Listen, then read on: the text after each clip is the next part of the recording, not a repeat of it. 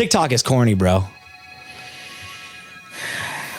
All right. I mean, it's like there's never been more opportunity than now. The gateway between an independent artist blowing up and their music is just content. I didn't sign up to be an influencer, man. I signed up to make music. No one signed up to be an influencer. You think I want to have to make videos all the time? No, I want to just drop a song and have it get a million streams. Everyone wants that. Let's see if I can get my streams up. You know, that was my one goal. And boy, did he. He certainly did.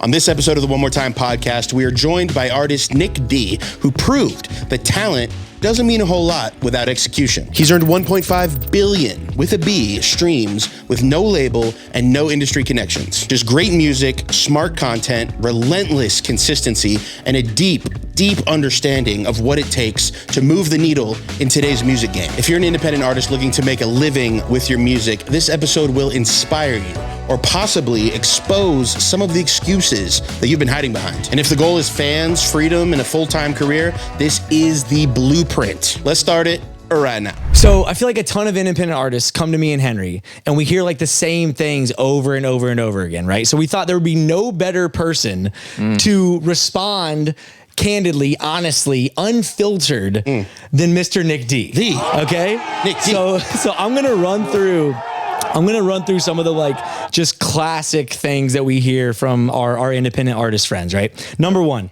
TikTok is corny, bro. All right. I mean, it's like, you know what I mean? Here's the thing. I mean, did they see people on TikTok and that are making content that are artists and think that that's what they love doing? Like if that dude's blown up on TikTok, he must love it. You know, it's like, it just becomes this thing. It's like, all right, so everyone has access to make music, right? It's very accessible. And by everyone, it's like most people. You can record at home, you can do whatever. And it's never been more accessible to be a music artist. There's never been more opportunity because of the accessibility than now. And it's also the most saturated it's ever been, right? So the gateway between an independent artist blowing up in their music is just content. That's the gateway. It used to be the gateway was you had to be signed to even get into a studio, you know, like back years ago in the 90s and whatever. So now the only gateway is content. If you can make content and blow up on content. So I'm not like, even when I'm doing content, I used to enjoy it more because I was loving learning the science behind what makes a good video and can I replicate this in another song and another video. And I was like kind of obsessing over the ability to make a viral video, like quote unquote. I was obsessing over that. I wanted to learn that. I was interested in that. And maybe that's the difference. Like, yes, in the grand scheme of things, artists who want to make good art think TikTok is corny, but no one's going to hear their good art unless they do the thing they don't want to do. That's a bar. So good. That's a bar. So good. What did the obsession, and I want to get into a few more of these, but what did the obsession around like figuring out the science of a viral video look like? Like, what were you doing? You know what I mean? What was that process like? It's the classic stuff. A lot of trial and error, seeing what works. I think like a lot of people, they'll post 5 videos. Everyone's got 5 videos in them. Some people got 10 videos in them, right? But if they don't work, everyone's got 5 songs in them, 10 songs in them. But if those don't work, do they have in them what it takes to just keep going, like to keep losing? You know, like if I told you that you were going to have a viral video 25 videos from now, how excited would you be to get each video out of the way? You know what I mean? You'd be pumped, right? You'd be like, all right, let me get this one. I'm almost at 20. I'm at 23, 24. You're like, next one's it. Like if you knew, it would be fun. But because you don't know, it sucks. Bro. And you have to keep, you know what I mean? You have to keep going. This is so funny, bro. I just had lunch with an artist friend, right? He was signed to a major label, like has gone on tour with major artists doing like huge arenas, etc., right? And I asked him the exact same question that you're kind of posing, right? If I could guarantee, because he's kind of anti-content, right? Mm-hmm. If I could guarantee you that you posting the content that like I'm recommending that you post, if I could guarantee you that it would work and you would go from here to here, would you do it? You would He sell said yes. X more tickets. Yeah. You would sell X more merch. He said you yes. would stream X more monthly. He said yes. So then I had to understand the psychology around the hesitation, and it really does have to do with that kind of fear of failure, right? Yep. So have you just been a dude that like isn't scared of failure just by nature, or did you have to overcome that, right? Because I feel like that's probably a lot of the reason why artists don't. It's like, yeah, the comment was about TikTok being corny, but it's more like, I don't want to look like a failure almost, right? I don't want it to not work. Yeah, that's TikTok is corny is just what they say because, they don't want to post videos that flop and to be seen like no one cares about their stuff and to be seen like a failure and to be seen like no one's interested in what they're doing. Like that's harder than just saying, TikTok's not corny. Yeah. So, TikTok is empty, by the way, without people post it. Like maybe you're seeing people that post things that you think are corny, but like TikTok is a empty vessel. Like you can put whatever you want up there. You can put good stuff on a corny. Sure. You know what I mean? Absolutely. I don't know that fear of failure has ever crept into my mind because I've always been so excited to try. And I think that the excitedness to give it a shot has always overshadowed any like fear that it might not work. Sure. And that could just be something that's wired into me. Or it also could be that, that I spent my late teens and early 20s just reading a lot of personal development books and really just, and also like my fundamental belief as a Christian is like, I'm already worthy. So like, without getting too deep into that side of it, it's like, my cup is always full. So I don't need the outside approval of like a viral video to feel good about myself, or like people to show up at my shows to feel good about myself, or, or people to stream my music to feel good about myself. Like I already feel good about myself because I know that I'm worthy. And that's just like, that's a tangent. But I think that probably fuels a little bit of my confidence in, or not my confidence, but my I'm not afraid to like mess up or try. And then the other side of it is like, I do truly believe that, and this is just like Russ says it's like a delusional self-belief. Mm-hmm. Like I do truly believe that I can pretty much do, if I put my blinders on. And a lot of people have trouble putting their blinders on. Musicians in particular, they're very creative, right? They want to try everything, and they want to do a little bit of a lot. And it's often when you do a lot of a little bit that you're able to actually, what you focus on is what will grow. And I think I've spoke about it in the past. It's a pick your one thing. There's a book on it, Find Your One Thing, another book that I read. So when I read that, I was like, all right, let me just hone in on making short form content and releasing frequently. And then I only did that. I didn't do shows. I didn't really drop a lot of merch. I didn't really do a lot. I was just, let's see if I can get my streams up. That was my one goal. And boy, did he. He certainly did. 5 million plus monthly listeners consistently. He got his damn streams up, man. Way up. All right. Moving on. Yeah. I only post about my new music, bro. I'm not posting about the old stuff. Yeah.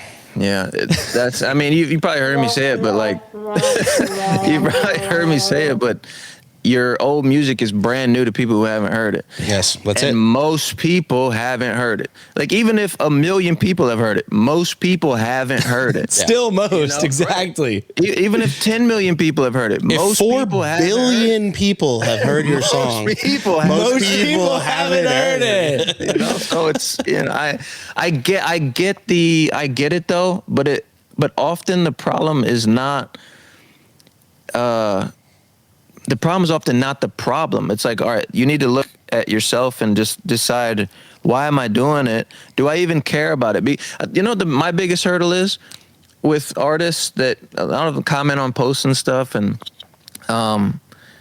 they'll, like, let's say I put up a video trying to just give free game on the business side of music.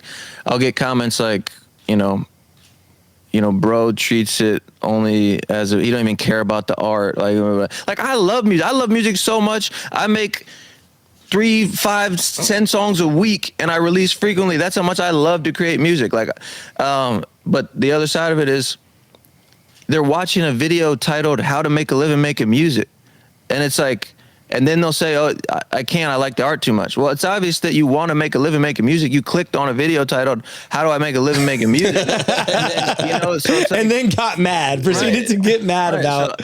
So I just feel like if they hear something they don't like, or that isn't easy, or that they're gonna have to compromise, or that they're gonna have to give somebody else what they want instead of making only what they want, that they just get upset with it, and they don't want to do it, and that's okay too. Like as long as they acknowledge that, like.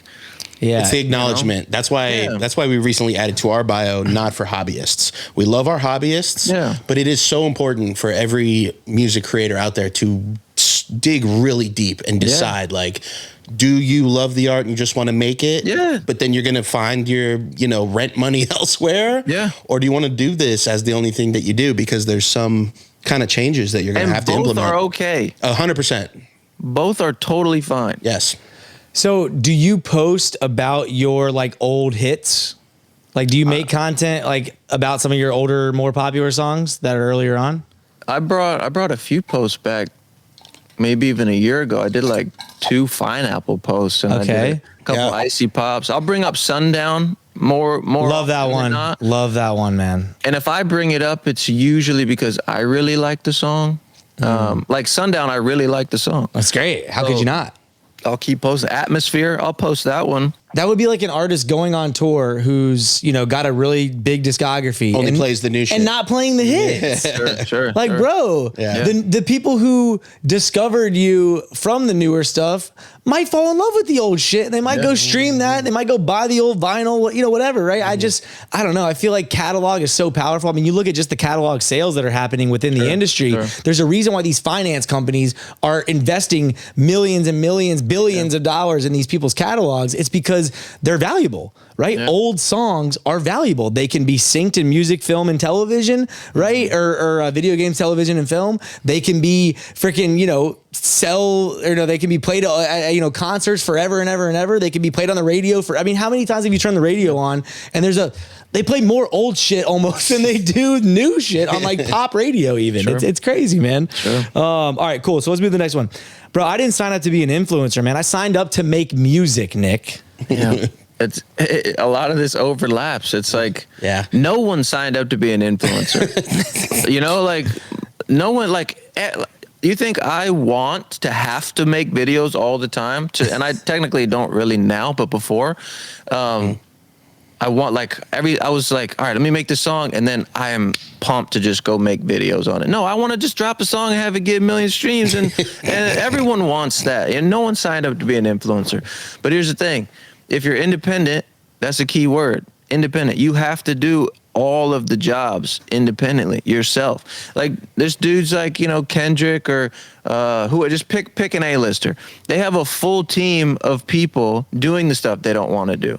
So some people maybe are just built to be in the label system, but I don't think that is the most practical way for you to ensure that you can make a living making music. It's and you got to do, unfortunately, the work to even have the leverage to even get signed. Right. You can't get on a label without proving you can do it without a label. So and then why do you need the label anymore? So what kind of label offers did you have or have you had? Like if you can just spit it real with us, right? Because you've obviously done this independently, DIY I guess you really started seeing traction in 2020, right? That was kind of when. Yeah, 2021 was Pineapple. Okay, so 2021, let's say. So it's been 4 years, right, since you've been going crazy. I assume labels have been calling, they've been knocking on your door. What have been the offers, and why has Nic D made the decision to not go down the label system route? The offers were more early than now because I turned everyone down. I turned them down in a way that the conversation didn't need to continue, basically. So I would take a lot of the calls, and I would have them, and most of it was just to learn. Okay, what do they say? Blah blah blah blah blah, right? And so in my head, I'm like, okay, if I do 1 million streams a day right now, and these people want to do 50-50 split with me or something like that, then I have to theoretically do 2 million streams a day to break even on what I'm already doing right now. And do I think that they can get me to 2 million streams a day, without me doing the same work I'm already doing? You know what I mean? And so what made you think that they couldn't? Like, how did you, what were your, you know what I mean? Like, how did you view this thought process? So what I did, so I test everything. So I've tested a song in a label. I sold Fineapple. So I got Fineapple. It was crushing. It was doing great. I don't know how many million streams it had. I got it up to 300 something thousand streams a day independently, like fully independent. I was having the calls, and then it came across the table. Somebody offered me money to buy the song with an option. So an option means they take this song, I sell the master, and then they have the option to ask me for another single when this deal is up. And so I sent back a revised offer of like, it's not enough money, and no, you can't have an option. And then they bumped my sale of the song up 50%. So I got 50% more money than they offered the first time. And they took the option off. The only thing I agreed to was to not release new music for 3 months, so that they could push Fineapple without competition from a new single from me. Mm-hmm. And that's the only thing I agreed to. So it was 90 days I had to wait. And during that 90 days, I pretty much started the Freddie Show, because I didn't have anything to like post. As far as I was still posting old stuff. I posted a few more Fineapple things, but I couldn't release new music. So Cakes and I just kind of started the Freddie Show, and that happened to pop off, and then they kind of just worked hand in hand. So that's a little like outlier, that because I took that break from releasing music, I started the Freddie Show. Yeah. So it was doing 300,000 streams ish a day, 350 or something. Okay. You sell it to the label system. Yes. What happens? I sold it, and the only thing I asked for was that they guarantee me radio play. I don't want to forget that. So they guaranteed me radio play. They took it to radio. It got to like number 38 pop radio or something, and then the streams just went down. There it is. Hovered in like the 200,000s a day for a long time. They put it in some like fun editorials on Spotify, like Work From Home and some other ones, and it's on a rotation of a playlist played at like Home Goods, but like, you know what I mean? But the overall, after I gave it to them, the streams went down. So I was like, okay. And I did happen to I met my a lawyer that I used at the time, great guy actually, and he ended up negotiating a brand deal for me. And I got, since I asked him to take me to radio, I got my publishing checks from the radio. So it all kind of equaled out to what I would have made anyway if I'd have just kept it based off of those things. But overall, like Fineapple is officially gold, and the only, it's like RIA or whatever, which is cool. It's my first one to be like fully certified. I feel almost like I know that most of that was me, but I don't get to like fully claim it because, it's technically, I sold it to Casablanca, which is under Republic Records, So how long did you post consistently before Fineapple started to take off? So I released Fineapple in January of 2021. It didn't pop off until May of 2021. And that's another thing of like, I don't want to post the old stuff. Like nowadays, 6 months old is old. Like, oh yeah. So I had posted it a few times in January, and it was my best streaming song at the time. It was doing like 30,000 streams a day. And for me, that was like, holy crap, dude, I think we got one. You know what I mean? Yeah. And then I was like, all right, but it feels like summer, and I released it in winter. So I stopped posting it. And a side note about Fineapple, that song was made on a day. Cakes came to the studio, and he was like, what do you want to do? I was like, I want to pick a beat, write a song, record a song, get it mixed and mastered, film a music video all on the same day, and let's document it. And we did. So that's how Fineapple came out. That's like I did all of it except the music video. We filmed a music video, but when we were looking back at the footage, it was like, this isn't good enough for this song. So we didn't post the original music video. I still have it somewhere. but everything else I submitted it that night. So and all of it's actually documented on my early TikTok. We're gonna write a song from scratch, record it, film a music video for it, and drop it tonight. Gonna update my TikTok all day with the process of what we're doing, when we're doing it, and how we're doing it, and then we're gonna post it, and I hope you like it. Shit. There's something about the putting the pressure or the limiting, a creative to like a confined, like either a time or a tool set that forces you to get even more creative and do some of your best work. Sometimes it's like we have all these instruments and all these beats and all these plugins and all this, and you get overloaded. It's like, no, let's say we got to do this in this time. Right? It's just your ability to go like this. Have you ever tried that again? All in the same day? Yeah.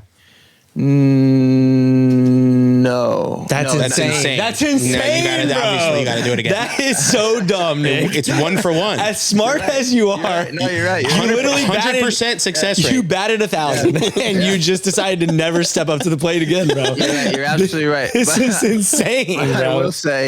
I will say I'm pissed. I will say Icy Pot I released in September, and that one didn't blow up until January. So it's like, okay, cool. That doesn't do the same thing. Where I went and posted it later on and it blew up. Okay, fine. I mean, I guess that's good for the original point. Yeah, I was like, All right, go. I was like, shout out to you and all, but like, fuck that. I hope you guys are enjoying the conversation. I want to take a quick moment to tell you about our pals at DistroKid. You can't get your music onto streaming platforms without a distributor, and DistroKid is an excellent choice to handle that for you. For the ridiculously low price of $23, you can upload unlimited music for an entire year. That is less than $2 a month. I tripped on $2 walking down the street earlier. They have countless features to help you out on your musical journey. One of my favorites is splits. Instead of my collaborators hitting me up all the time saying, "Where's my money?" I can input everyone's percentage when I upload the music, and DistroKid will handle it. I've personally used DistroKid for many years and can genuinely recommend them as a great tool to get your music out into the world. And if you sign up at omtdistro.com, you'll get 30% off an already insanely low price. This is absolute peanuts for unlimited uploads yearly. We wish you the best with your creating. Let's get back to it. So, all right. So obviously, shit started to pop off in 2021. Like, how has your music changed from 2021 to now 2025? Because you've kind of alluded to the fact that you're obviously in a very different place, right? As a person, right? Just an individual, and then also as an artist. How's your music changed since then, and how has your content strategy changed since those early days? I think it all just kind of evolved with me as a person and less of like a strategy per se. I'm not operating off of strategy currently. I'm operating off of like, how do I feel and what makes me happy, which is a fun place to be, and not everyone gets to operate from that place in grind season, right? So independent artists listening to this, that might not be the move for you. I wanted to let you know that's not advice. Well, and so that's why I think it is important to differentiate the two seasons that you've been in, right? So highlight some of the things that you were doing differently early on when you were in trust me, you still work harder than anyone I know probably, but like when you were in like quote unquote grind mode early on versus now that you've like established yourself, you've gotten into a rhythm, you've built a core fan base that's going to listen to all of your releases, right? The machine's kind of like moving along. Differentiate those two for us a little bit more. Yeah. Early is create as much music as I can, release every week, which hasn't really changed up to now, the release part. And then it was almost when I was writing the music, it was like, as I was writing it, it was thinking about how will the content pair? Or like, do I have a good idea for content? Let me make a song in this. So like I spun a wheel back in the day, and it was like a genre picker. And it was like, all right, that's a good piece of content. Now let me make a song someone wouldn't expect me to make. So that's when I made the pop punk one, and I collabed with Loveless. And it was like, and in the content, I spun the wheel, and I had already made the song, but the idea for spinning a wheel and picking a random genre inspired me to just make a different genre that I hadn't really been making. And then I would go and I spun the wheel until it landed on pop punk, and then I FaceTime Loveless. And the song's already made, right? But it's just the content. Yeah. So bro, he's spoiling everything for me right now. It's just what we need, though. It's ruining the illusion. No, I'm just playing. No, this is exactly what we need. Jesus. Yeah, it's like, and it sucks to hear. Like, no one wants to hear that I have to make a song, something that I like. Songs, like people love, like people who make songs, they love their songs, that they're babies. So it's hard to hear this guy wants me to like just make a TikTokable song, right? Just like think of someone else while I'm making something for me. Yeah, you know what I mean. And but that's the business part of it, and that's the part where I can get out of my own way a little bit, because I make songs that I love for me. A lot of those aren't out. You know, those I make them because I scratch that itch. I love making them. I just haven't released a lot of them. Some of those are coming out now, like that I'm in a different place. And that whole album I put out for Amanda, a lot of that stuff was songs that I really liked, that my wife handpicked, but they just weren't like when I look at them. So before it was like I would pick a song, I would see a song in my Dropbox. I got a Dropbox full of 300 masters, just ready to go. I would scroll through and be like, do I have any content? No. Do I have a content idea? No. Do I have a content idea? No. Do I have it? And then I would pick, okay, I have an idea for this. I'm releasing this song. That's how I would pick songs to release. And now it's like, do I love this song? Like, that's the difference. Yeah. And so that comes second though. Yeah. Which is interesting. Yeah. And so when did you get to this new point? Was it a monetary thing? You know, did you make a certain amount of money? Did you get a certain amount of stream? You know what I mean? Like when did you feel comfortable shifting away from that and more to like, I just want to release this and that's what I'm going to do, regardless of how I think I can or cannot market this effectively? Well, when you hit 5 million monthly listeners on Spotify, that's what I mean. Like, you know, what was the thing? I've officially peaked, not peaked, but like my highest monthlies ever was, which is funny to think about, because I've kind of taken a break from really grinding social media, and my highest monthly listeners ever was like 2 months ago, 6 point something million. Love that. Yeah, you've been way less active, I feel like. Way less. Way less. So to answer your question, it was November of, I think, 2022. Yeah, November 2022. I was sitting in my studio, my other studio, not this one, and I just wasn't having fun making content anymore. I wasn't interested in the science of it. And I was thinking, okay, what's going on? Why is this? And then I was trying to break it down. And what I realized was that I felt like I had beat the game. And the point of beating the game is to be free of the game, not to keep playing after you've beat it. Like, you beat the game, cool, the game's over, you know? And the game isn't the music game. The game I was playing was whatever I was playing, the game I was playing in my own head, like whoever I was trying to prove wrong. Like, I literally ran out of people to prove wrong. And I think that was like so me beating the game in a sense. Like, it was me just getting past my pride, I think. Like, it was me like, okay, I think that I don't need any more from this to like show people I'm good enough. You know what I mean? Like, I think that was, and possibly that was my dad, you know, like my dad wasn't around growing up, and it was like, that probably played into a lot of my desire to be successful, to show him I'm good enough, to show him I was worth his time, to show like, maybe if I'm trying to like find the depths of it. But yeah, I came to this point where I just didn't need more from it. It felt like I was playing the same levels over and over again, trying to collect more coins and like trying to find different ways to like get to the same place. I didn't want to move the goalpost back anymore. Like, I know if I keep moving it, I'll meet it, and it'll never end. It'll keep going. And I was like, for what? The boss is already dead. Yeah, it's like, I don't need like Bowser, man. I saved the princess, you know, we're good. And then even after that, I was like, all right, let me see if I still got it. Is really what I thought. And then I released Sundown and made videos, and Sundown ends up on the viral 50 charts. I was like, okay, sick. I still got it. Yes. And really, like, it was like. Do you think you'll do that like forever now? You think you'll just like every year or two just like be like, do I still got it, bro? Let's pick a song and just run this shit up. And I hope it doesn't come across like arrogant. It was like, no, I think it's very clear you've mastered this shit, Nick. I don't think that I don't think anything you say is gonna like come across as arrogant, because like, it's one thing for like Henry and I to have executives on here and music tech CEOs on here to talk about all the cool tools that, you know, indie artists can use to you know, level up their careers, whatever. It's a different thing, bro, like having a peer, right? Like you're a peer of anyone who's out there listening that is an artist themselves and is trying to do this shit. You know what I mean? So that it just, your voice rings a lot different, I feel like, right? But so something I struggle with, right? Even just as like a music marketing nerd is, how did you learn how to convert someone from just a viewer of a TikTok video to then a listener of Nic D's music to then even a true fan customer of Nic D? Like, talk to us about that journey. There's a few points that I'm going to make them briefly in short, and then hopefully you'll ask me any questions and I'll elaborate. if we're any fucking good at our jobs. One is, I'm just going to state like little facts. So to get people to convert, often I find, and I've probably said it before, that people care more when they think they found it and less when you tell them about it. Yes. So when I do whatever I want. When I was making content before, I would never tell people, hey, this is my song, give it a listen. It was never written in the description. It was never anywhere.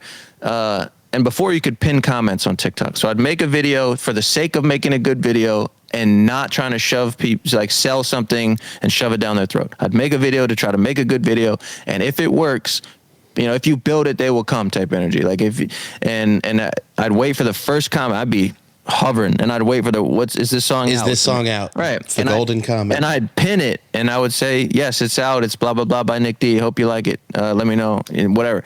And then that comment we pinned, and then it doesn't feel like I was trying to force myself on someone. You know what I mean? Like, people care more about it when they find it and less when you tell them about it. The other side is, you never know what song is going to be the right song. You could have a video do 100 million views and it could be the wrong song. And that sucks. It's not going to convert. Now the other side of that same coin, it's a sales thing. On average, people need to see something 7 times before they buy it. So if you're scrolling through an Instagram ad and you get an Instagram ad once, you're like, all right, and you're interested in it. Like you like the idea of it. You'll scroll past it. You're not going to buy it on the first go probably. And then tomorrow you'll see it again. And then you might see it again later that night. On average, it takes the 7th time for you to buy that product. So that plays into post that same song more, right? They need to see it more before they go and stream it. And I can give a real life example. My first viral video, 7 million or something Pineapple video, it took my streams from that 30K a day that I told you up to 50K a day. I posted it again the next day. Took it from 50K to 70K. I posted it again the next day. Took it from 70K to like 100-something K. Posted it again the next day. Took it from 100-something K to low 200s. Posted it again the next day. Took it to 280. If I had stopped posting it, right, and the reason it jumped every time, it wasn't like more views. It was probably the same people, but it took them that many times for them to go and decide to listen to it. Now, how do I convert people to a fan? I think you have to be authentic. You have to, there's a word for it. The Freddie Show. It was like, I never cross-promoted, but when people saw me over there, they liked me for me. If they liked me over there, they liked me. Like, that was just me. And then when they found me at the music, it's an instant fan because they already like me. A lot of people, if a song go viral, if one video go viral, they like the song. They know nothing about you. They don't know if you're funny, if you're fun to be around, if they have similarities to you, if you both, put your socks on first, like whatever it is, they don't know. You know what I mean? But if they connect to you as a person, and this is an outlier, it wasn't something I was trying to do intentionally. It's something that I found out just through posting a lot of crap, was that a lot of the comments on my music stuff, is this the same guy from the podcast? And when it's like, yeah, one and the same, dude. And it's like, oh, I love that, dude. This song's awesome. And now every time I release, they already like me. So now they're a fan. So I think, I don't know this, like the exact, what should people do in this scenario? Because not everyone's going to go start a comedy podcast with their friend. But like, it's just. No, it's an interesting example. So why did you make the decision to not show more of your just personality on your Nic D music page, right? Mm-hmm. Like, why did you choose to put it over here? That was just a thought based off algorithmically. It was want to confuse the algorithm. If I post me at Chick-fil-A and it's like, it's going to go to people who really love Chick-fil-A, and then I try to post a music talk and it goes to that same first batch. So like the way the algorithm works, it sends it out to a small batch. You might know this already. Send it out to a small batch. And then from that batch, how do they react to it? And then it sends it out to a bigger batch. Let's say it sends it out to 10 people, then 100 people, then 1,000 people. And based off of how these people are reacting, it's either going to shut that video down or it's going to let it fly. It's going to show it to 100,000. Then after 100,000, did most of these people like it? Send it more, right? And it's going to, so it's like, I don't want to go viral for the wrong reason. I don't want to confuse the algorithm that I've been honing on to try to dial in on this music page. I don't want to throw anything in the way. And I'm not saying that's right or wrong. That's just what I was doing at the time. I don't even know if that plays a part. I think now it's based off solely a video. Just video by video, yeah. I think it's video by video now, but I was just thinking that's how I was operating back then. So how do you think let's just use TikTok for example. How do you think the TikTok algorithm has changed from when you saw a lot of success with Pineapple in 2021 to whatever you're doing now in 2025? There's a lot of people going after it. Yeah. And some people see that as a negative thing. I just see it as like most of the people going after it are going to give up. And that's just the fact. Like they're going to stop before they find success. And that success could have been on their next video. It doesn't mean they're not talented. They're probably far more talented than me. But they're just not going to do it long enough because it's too hard to watch themselves flop and fail for too long. It's hard. It's not an easy thing to do, to post a video to nobody and then get in your head like, do I suck? Is this song bad? Like, am I not even good? Should I even be posting this stuff? Should I just give up? Like all those thoughts come into people's heads based off of one bad video, 2 bad videos, 100 bad videos. Those thoughts are going to creep in. And it's like, unfortunately, the most talented people are going to give up before they find success. And that sucks because they deserve to find the success, but it's hard.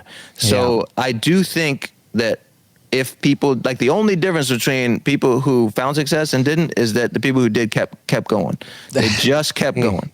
That's literally. We hit 10,000 subscribers on YouTube yesterday. It took 4 years. Smash that just fucking doing episodes. Smash that subscribe button. It's not whatever the YouTubers say. It's not enough to keep the lights on. Hit that bell icon. Yeah. Drop a comment down below. Let us know if you're enjoying the Nic D interview. Yeah.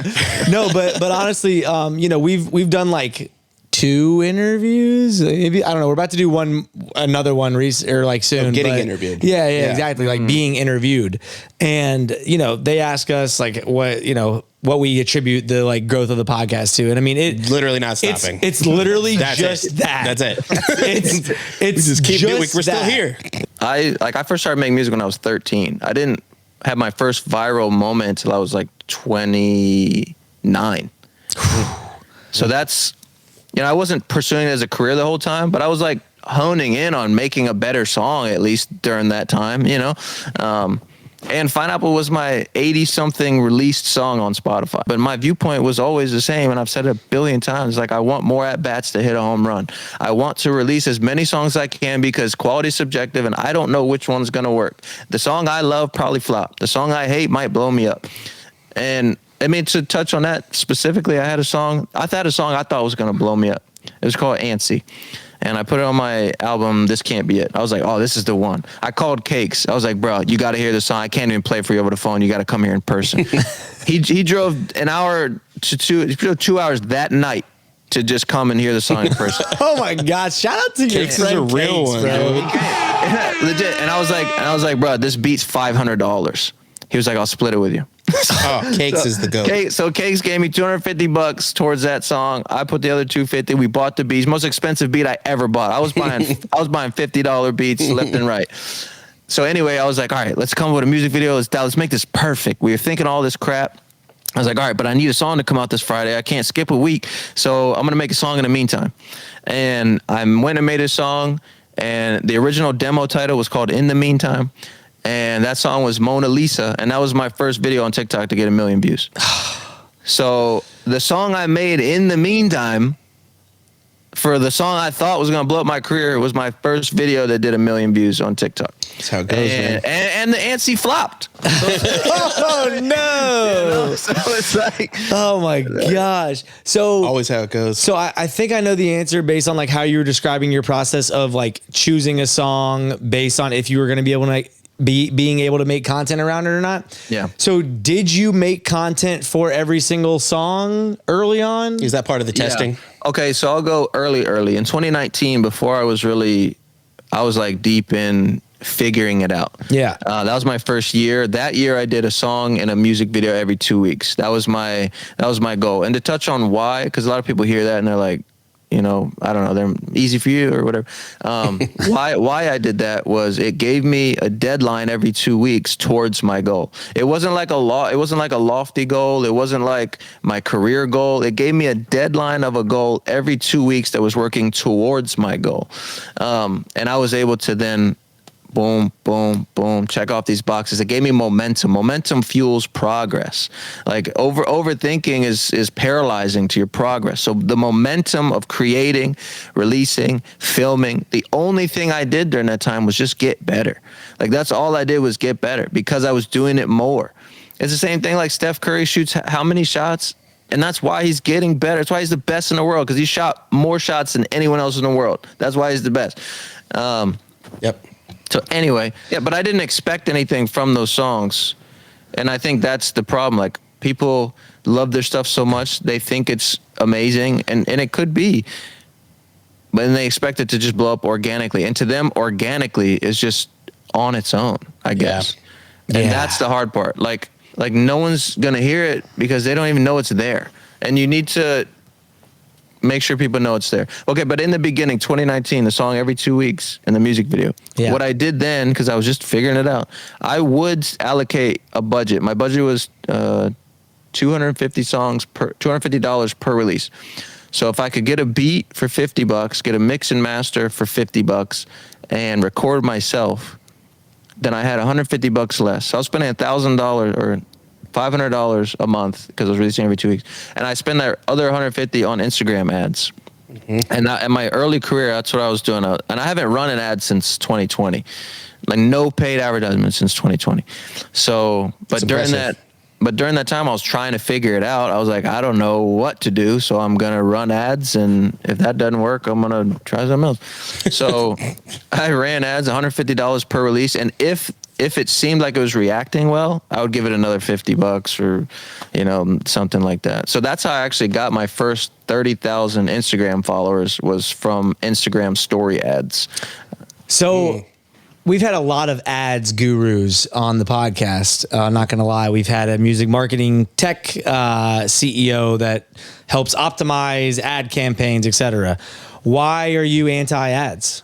I just don't. I never wanted to be the ad guy. Oh, that's the ad guy. That's the guy I see all the time in the ads. I never wanted to be that guy. And I don't know that you would have though, bro. Well, you know, it's funny. His philosophy is people find him, right? Yeah, have people that feel like they discovered you. That's not really happening if it says paid, you know. But bro, I still look at it like an and conversation, not an or. I'm very curious why. I mean, because someone like you've had multiple videos that have proven to go, right? And a lot of these ads gurus talk about, of course, like testing content before you start pumping ad dollars into it. Sure. You were a genius when it came to just test pass. Exactly, right? Like you might have been like the easiest ad client of any ad guru out there, right? Of like, oh, this guy came with viral video after viral video after viral video that is guaranteed to convert because it already proved it organically. So I'm really curious. Yeah, like what? So you didn't want to be the ads guy, which I think is, I mean, I don't know. That's a weird, that's a weird thing, but like. I agree with you. That it's weird? That's one thing that I'm in my own way on. Okay, sure. Yeah, it's a weird psychological Nic D thing. Yeah. But what you said was an ad guy would like salivate over it. So I did forget about one thing. When Pineapple was working, I went to. Did you go to Brandman Sean? Brandman Sean. Yeah, okay. He's one of the guys. No labels. Yeah. I went to Brandman Sean and I was like, hey, I got $4,000. what would you do with it, basically? Yeah. And I don't know I forget their split on how much they keep for themselves and how much is allocated towards whatever. I was like, I want to do an influencer campaign. I want to test an influencer campaign. I think that they might have run a couple Pineapple boosted TikTok posts. Most of it, I think, was spent on influencer posts that didn't, it's hard to tell, like, what works and what doesn't. I would say it didn't affect the streams.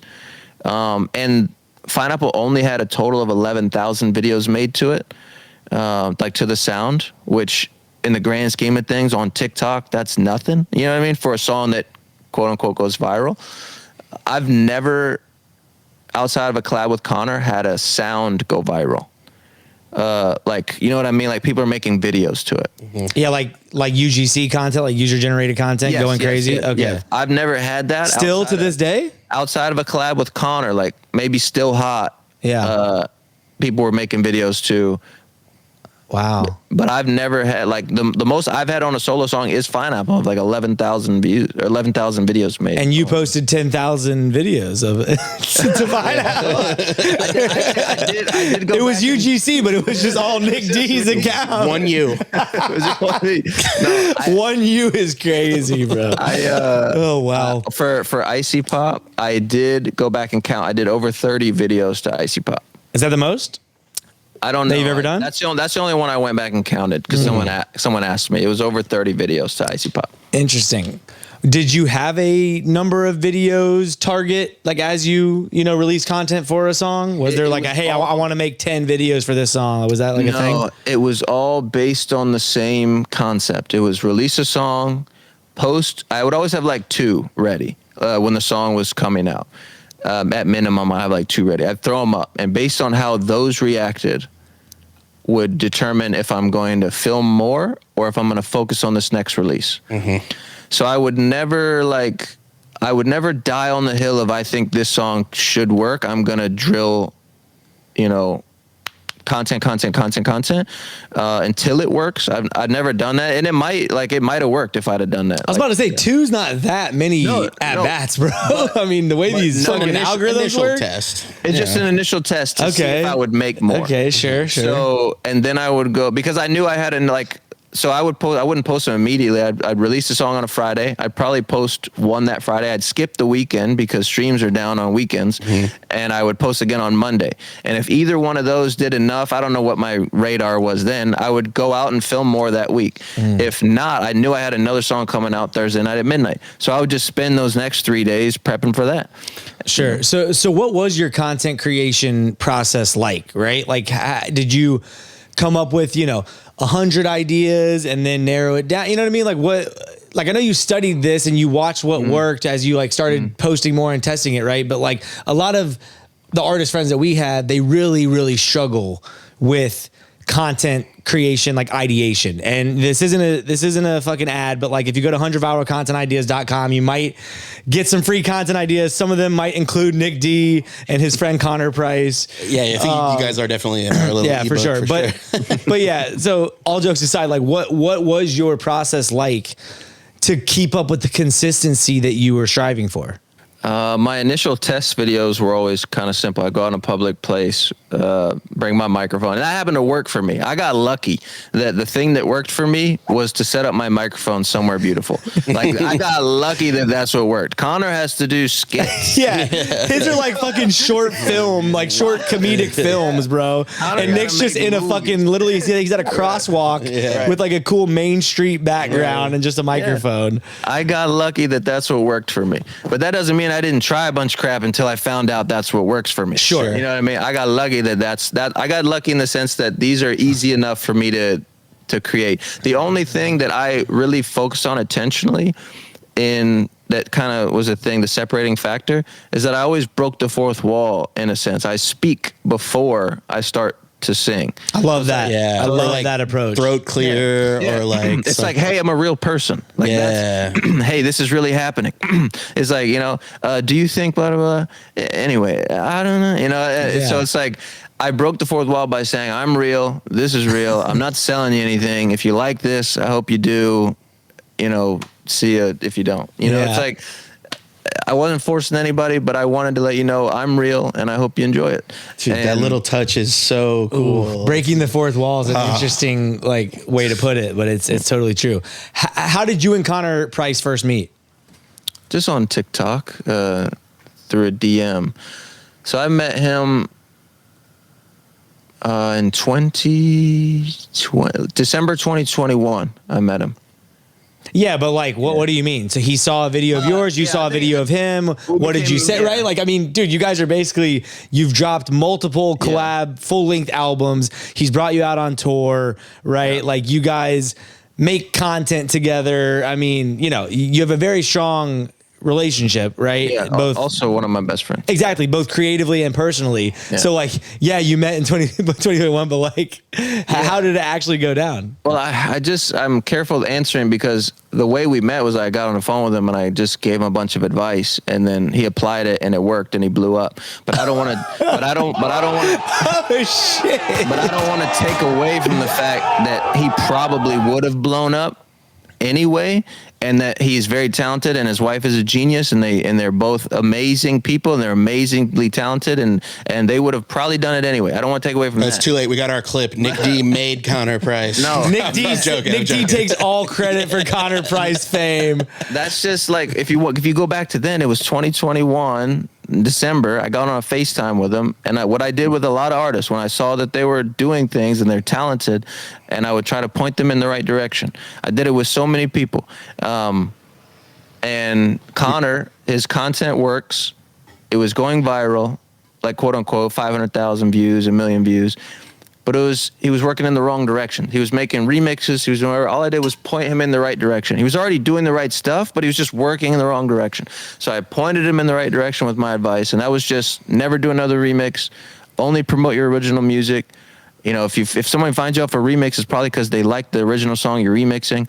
They might think you're dope, but they're not going to go listen to your original music. I was like, never make another remix. What's the most practical way to make a living making music? That's what my advice has always stemmed from. So, but then, you know, how do y'all go from that initial, you know, conversation? Like you said, you were doing that with a lot of artists. Like, I understand Connor then, you know, saw a huge surge in growth, right? So that's cool. That probably, you know, is incentive for you to collaborate, just, you know, once again, to kind of further your own career. But like, what do, you know what I mean? Because a lot of artists, I don't know, collaboration's interesting, right? Sometimes it's just business. Yeah, sometimes it's straight business. Sure. Sometimes it gets too personal, and like, y'all aren't really meant to collaborate, and you probably shouldn't, you know? So like, what do you think works about y'all's, you know, relationship, both, you know, creatively and personally, to be doing so much stuff together over the last several years? Yeah, I don't know exactly. So what we collabed on a song called Nobodies, and that was a song that I already had finished, and not many people have heard that one. But that was our first collab, and it was a song I already had done. I don't know why or when it came up, like, hey, let's collab on a song. I've probably brought it up because at the time I had more, you know, monthlies, and it's a tough question to usually ask if someone's bigger than you. Hey, do you want to collab? You know what I mean? So I would assume that I just said, hey, let's pick one for my Dropbox. Which one do you like? And we made a song. We made Nobodies, and then I ended up flying to him in Vegas. Oh, it was the Independent podcast. We started the Independent podcast, and on the way to film our first few episodes of the Independent podcast, I was getting on the plane, and I saw Graham had posted a carousel of beats. And usually he sends me his good beats before he posts his carousel. but I found a beat in there. I was like, bruh, why is this in a carousel? Text this beat to me. And then on the plane, I wrote majority of the song Gasoline. And then that song now is 75 million streams. But I wrote it on the plane on the way there. And then I was like, hey, I got this, you know, let's put a verse, let's finish it, and let's drop it. And so that's like how the collaboration started. And obviously seeing something do well, it's like, all right, let's make some more. Yeah, let's make some more. Yeah. You know. Why did you guys stop the Independent podcast, bro? I loved it. Is it just a time thing? Just not enough? For them. I was down to do it. They were focusing on the artist's career, you know, making it. It's a time thing. We know, bro. And I'm passionate about it. Yeah. And you know, I think that's not where their passion lies. At the time, it was like Bree had big plans for it, and she was inspired and excited, and I think the excitement fell off, and I wanted to keep it going, but I didn't feel right to do it without them, so I just started Freddie for Artists, and now I do the Freddie for Artists. There we go. Well, Nic Freddie, D, man. we've entered the final segment of the podcast. Oh, shit. Speaking of excitement, Henry. I'm so excited. I'm so excited. This is my favorite part. That's my favorite too. Nick, this is the rapid fire rampage. There's going to be 3 short sections. I'll explain them as we go. We're just going to start with some short answer questions. I'm going to do my best to give a short answer. Yeah, the first, these, you know, I mean, if you have a point to make, like, feel free, but we are judging you on speed. Question 1, what's the deal with airline food? Oh, gosh. Hot, but not good. It's a hot take right there. Okay, Henry. God. You said before your music is kind of more about your story than drawing inspiration from others. But I'm curious, like, are there some artists that you admire or you like study from a distance? There's like, who do you listen to? There's no record of this, and I want the record to be on the One More Time podcast. Sure. So I tend to like people. I'm inspired more by people than the art they create. So John Bellion, even though he creates amazing art, he's one of the most talented songwriters of our generation. How he carries himself as a person, how he keeps his private life private. He's also a believer. Like, things that I relate to him on a personal level draw me to him. Donald Glover, his ability to do a lot of things and excel at all of them. I am inspired by that because I pride myself on my ability to really focus on things until I get decent at them, to get good at them, and I feel like it's good enough to, put out into the world. I try to be also well versed in a lot of stuff, and then I would say artists like, I'm still never even learned how to pronounce his name, but Bon Iver. Yeah. Love. Like, if I'm gonna listen to music, which I don't do often, it's in that genre. It's a classic artist thing. Artists don't listen to music that much. Yeah. Well, it's like their lives. That's it. It's like a mechanic. Like, a mechanic drives a beater, a construction worker's house is falling apart. Like, they don't want to do what they do all day when they get home. That's right. Okay, moving on. You are in this hypothetical situation. You're a newer artist with $1,000 about to drop a single. Describe your rollout. And this is newer artist, not you now. Yep. Dude, $1,000. So the song's already done. Song's done. All right. Take that $1,000 and buy 10 more beats and make 10 more songs. Like, that took a turn. Yes. Really. And now I know some people are like, I'm not a kind of artist, like my genre, we don't buy beats. We make everything from scratch. I'm like, all right, cool, bro. But like, get a splice loop at least. Like, just start. Like, just create more. Like, I know what you're doing and what you're saying and why you're saying it. You love it. This is your baby. I get it. That's not enough to make a living making music. Like, it's just not. You have to do something. You have to sacrifice somewhere so that you can take this thing farther to where you can provide for your family off of it. And if you're cool, happy with just doing whatever you want, do whatever you want. But $1,000, I would buy more beats. I'd make more songs, and I would, if I had anything left over, I'd spend it on an idea for short form content. I wouldn't do anything else. Nick, you've just been appointed supreme leader of the music industry with unlimited power. What is your first order of business? Oh man, figure out where all the labels are spending their money. So a simple audit. Just simple audit. Yeah. Simple audit. Maybe audit distributors. I don't know. Yeah. Maybe make Spotify pay you more. I'm not sure. The trouble though is, like, our artists complain about not making enough from Spotify not paying out enough, but it's like a lot of you wouldn't even have careers, me included, without Spotify paying what they do. You know what I mean? So It's like, I don't know. And are you willing to pay $50, $100 a month for Spotify? Money's got to come from somewhere. Right. You know what I mean? Yeah. Moving on. What is your most underrated song?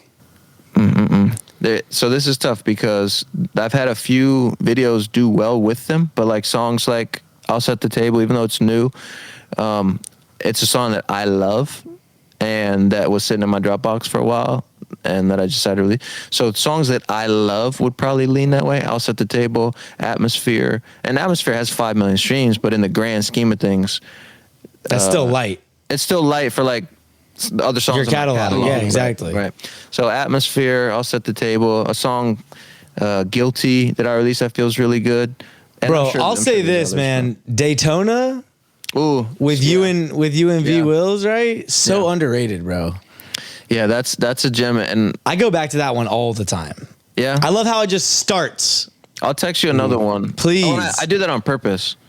I do the starting on purpose. The same with Sundown. Yeah, that's a short attention span kind of feature. It's like, don't give anyone a chance. Like, if they come across it on accident or in a radio play, it's like, don't give them a chance to skip it if they don't know if they like it or not. Like, give them something at the beginning and give them the best. Give them the hook right out of the gate. And then if they like it, they'll stay, and you just want them over. But if you give them a 25-second instrumental, it's like, they don't know who this is. All right, I'm going to go to the next one. Wait, find something I know. Yes. You know? Give us, if you can, like a secret trick, a hidden tip, something about like content creation, just one little like kind of niche-y, like something that I mean, could work for artists. I would emphasize breaking the fourth wall. Yes, And I mentioned it earlier, and it seemed like it perked your ears a little bit. it did. I would emphasize that it's just letting people know I'm real. This is real. I'm not selling anything. If you like it, you like it. If you don't, you can scroll.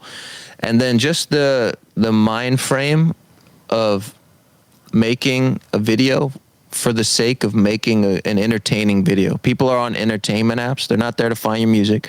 They don't even, honestly, think about it like this. If somebody scrolls on your video, assume that they don't know who you are. They don't like your genre of music. They aren't looking for music. They have 5 minutes. They just sat down on the toilet, and there's a better video one scroll away. That's it right there. How do you grab them? Wait, how do you grab that person? Frame your mind like that, and then iterate until something works. That's fire. Yeah. It's so good. That's amazing. Wow. Last one of the short answer. What is the perfect thermostat setting? Oh, yeah, me or my wife, because I don't actually get to set it.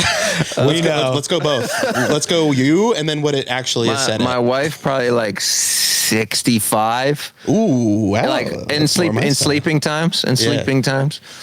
For me, I like shorts and a t-shirt, maybe 70. 70 is clean. 70s, it's not creeping into the 72s, but Yeah, 70, I the could 72 live- people. I know. That's like borderline heat, bro. 72, even though it's room temp. Like, fuck that. No, it's not. 72. No, that's hot. Doing it. Yeah. Anyway, moving on to the second section. This is the this or that. I'm going to give you two choices. You just got to pick one of them. Starting with hooks or verses. So it's not quick. Justin Timberlake is a guy that is good to research this. You could pretty much swap his verses with his hooks, and they would all work. Ooh. Like, even his verses are catchy enough to be hooks, and I think that's often people. And if you're not in the melody game, but try to be to where when someone hears your verse, it could have been a hook. It's good enough to have been a hook. I think to think about it like that. So does that mean hooks? But me picking, I guess hooks. Yeah. I guess hooks. It is. Drums or melodies? Melody. Eat pineapple on pizza once or a year in jail? Pineapple on pizza once. Okay, I don't know. Do you know he doesn't like pineapple on kids, pizza or man. something? I got I kids. figured he's a normal human being. I got kids. Oh, TikTok or Spotify? Oof. You gotta give me TikTok for discovery. Texas wedge or bump and run for a fellow golfer? Yeah, I've been golfing a lot. Yes. I'm gonna bump and run. I like it. What do you use like get a little 9-iron now or a little pitching? You iron? could. I mean, I got my hands are getting nice around the green. I'm 56, pretty much everything around the green. Yeah. Rapping or singing? It's two ways to look at it, because people, I think, will listen to you if you're rapping. They will hear what you're saying. If you just give them bars, they'll pay attention. They'll listen. They'll try to dissect it, and that's fun. But they'll probably only listen once, maybe twice. So I think the part of the melody is that you can get it stuck in someone's head. No Earworm, baby. Yeah. every time I hear the word melody, I just hear T-Ron Thomas go, melody's the most important part of a song. Yeah. I can't not hear it every time I hear just the word melody. It's Yeah. He ruined it for me, man. Yeah. Or he saved it for you. I don't know. Think about Sundown. Yeah. It's like, when the sun goes down, all the memories of you start coming on. And it's like, it's in your head forever. And that one little flip, all the memories of you start coming on. It's such a good one, man. Sorry. Burnout or boredom? Somebody said this. It was the most creative you'll ever be is going to stem from how Boredom. bored you were. Yeah. Yep. Yeah. Something like that. I So, agree. Yeah. Yeah. I think boredom can be valuable. Yeah. Hey, yo, or she. Shit. I knew the answer. I just wanted to hear him say it one time. Are these inside jokes between you two, or like? Yeah, we talked before that. I was like, We've actually been friends for a while, man. that's good. Is this the Nick you were talking about that you've been golfing with? This is him. I don't know. It took you so long to get me on. Yeah. Wow. Eat pineapple on pizza once or become allergic to your own music. Become allergic to your own music. Oh, man. Eat pineapple on pizza. Oh, jeez, Louise. Why do you hate it so? Oh, it's for another day. Horrible conversation. It's a horrible combination. Anyway, singles or projects? You know me. You know me. Single men? Yep. Singles for growth. Projects to scratch your itch of being an artist. Love that distinction. Yeah. Guitar or piano? Ooh. I have tight fingers. Guitar. And finally, sign your masters away in a mediocre record deal or leave the music industry forever. Leave the music industry for now. Gone, baby. Out of here. Sayonara. But I will sell my catalog one day. Sure. No, I mean, yeah, that's different. Oops. No, that was the wrong sound effect, everybody. Sorry. I hit the wrong button. I agree with his answer. Anyway, the last section is the word association. Nick, I'm going to say one word, and I just need you to respond with the first word that comes to your head. You're not judged on the word. You're only judged on speed. Am I on the Freddie show? Yes. Yeah, you guys do it. Yeah, something kind of like that. So you should be great at this. Starting with music. Industry. Yeah, I mean, why is that hilarious? Something else? No, that was Okay, great. I got it. You're doing great. I'm locked in. He's dialed locked in in, right locked in. now, bro. Go. Content. Creation. Pillow. Soft. Penguin. White and black. Streaming. Service. Riz. Gosh, and the Rizzler. I don't know. That's where my head went. I've never even seen the kid, but it's so funny to say That's how that. good his branding is. Exactly. Podcast. One more time. Mexico. Oh, like a cruise. Connor Price. Rapper. Magenta. Red. Toenail. Fungus. AI. It's taking over the world. 4. Sure. I was looking for Amanda there on the last one. Amanda. This has been the Freddie Show. I mean, wait, the One More Time podcast with Nic D. I literally thought you were on the Freddie Show just then. That was great. Bro, if y'all didn't get some game from this one, unsubscribe. We're going to pack it up in that case. Yeah, unsubscribe. We're quitting last episode because, oh my God, I learned so much. Appreciate you coming on the show, man. Thank you, man. It was Until amazing. next time, what are we doing? Getting out of here. Getting out of here. Peace, y'all. Bye-bye. See you.